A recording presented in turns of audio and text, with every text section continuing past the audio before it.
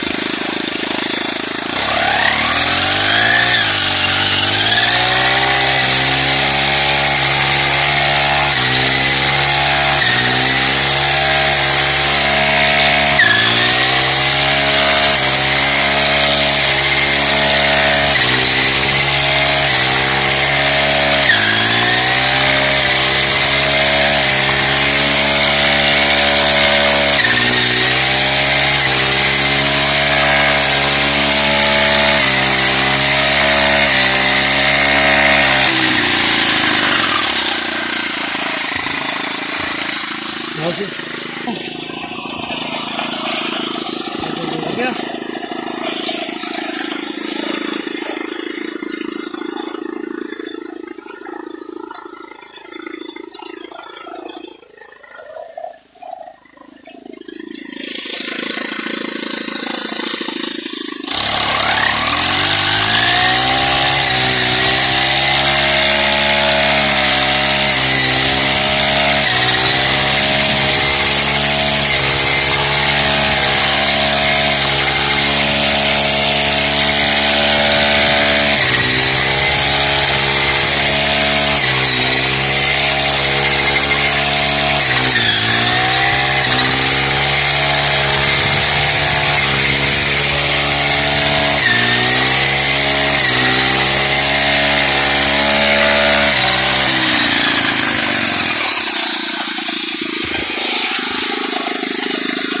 नाज़रीन ये देखें कैसे घंटों का काम जो है मिनटों में हो रहा है।